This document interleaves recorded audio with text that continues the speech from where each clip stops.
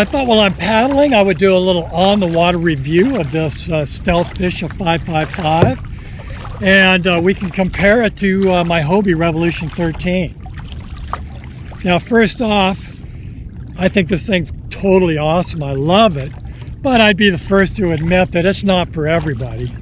I mean, if beach launches aren't your thing, and if you're really concerned about what might happen if you end up in the water, because if you do enough beach launches, you will definitely end up in the water sooner or later, and definitely more than once. So if that's not your thing, this kind of machine, this fishing platform is probably not for you. Definitely it's not something that you would take into a harbor and do spotted bay bass fishing. I mean, not that you couldn't do it, but the Hobie Revolution 13 would be infinitely better for that than this. But when it comes to the surf, that's a whole other thing. This thing is amazing in the surf. I mean, I'm still kind of scratching the surface as far as my skill at using it. But even I've had really good luck getting through the surf zone in this. It's just super stable. I mean, right now, I mean, my butt where I'm sitting, I'm below sea level. In fact, I'm sitting about 6 inches of water. And the same thing with my heels, they are also below sea level.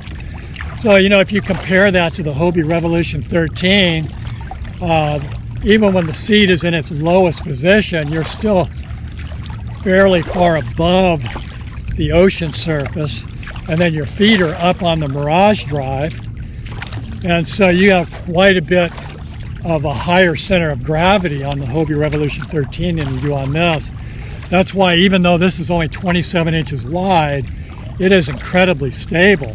I mean, you can rock it, there's no doubt about that. It has kind of a rolled hull, but the secondary stability of this thing is amazing. And it would be very difficult to just flip it out here by accident. Now, flipping it in the surf, that's a whole nother story. I've done that twice now. But the beauty of this is that all my equipment is inside here, and it all stays dry, and you don't end up with reels full of salt water and sand. So it is definitely an awesome fishing machine. Now, comfort. I would be lying if I tried to convince you that this is more comfortable than the Hobie Revolution 13, because indeed it is not. It's not uncomfortable, but you know, you're sitting in a fairly compressed position and you can't move around a whole lot. So yeah, it's definitely not the ultimate in comfort compared to that Hobie seat. That's like riding in a Cadillac, and this is more like sitting maybe in a Formula One car where you can't move around a whole lot.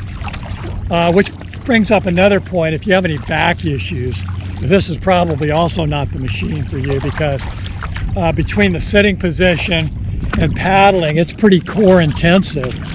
And so if you have a bad back, you probably want to pass on this one. As far as speed goes, this is definitely faster than the Hobie Revolution 13, but it's not a lot faster. You could probably cruise maybe a half a mile or a full mile per hour faster than I could in the Revolution 13. But it's not night and day difference. I mean, let's face it, most of us have stronger legs than we do arms, and so even if you're not in real good shape, you can still power a Hobie Mirage Drive pretty easily. Whereas to paddle this, even though it paddles easily and it paddles smoothly, you still need to be in halfway decent shape, especially if you're going to be out on the water for 5 or 6 hours. I would have to say that I am really glad I purchased this. I love it. I love launching off the beach. I just love the excitement of it. It's just a more intense, a more visceral fishing experience. But without a doubt, the Hobie Revolution 13 is more versatile. It'll do anything this will do. It just doesn't do well in the surf. And you have no real way of protecting your equipment unless you just put everything in a dry bag and then you re-rig once you get outside, but that'd be a bit of a pain. Certainly you could do that. But with this, all your equipment's rigged up and ready to go. Even my fish finder goes inside there. So there's really nothing to worry about when you're going through the surf. If you flip over, it's not a big deal. If the kayak washes in, you just swim in after it.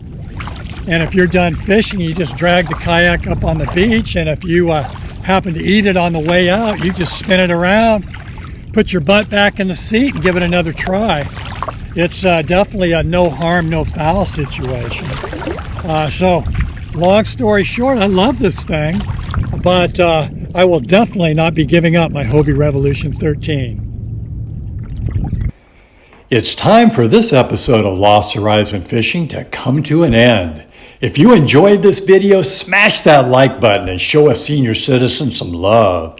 And if you have not subscribed to Lost Horizon Fishing yet, what are you waiting for? Now's the time. And I will see you out on the water.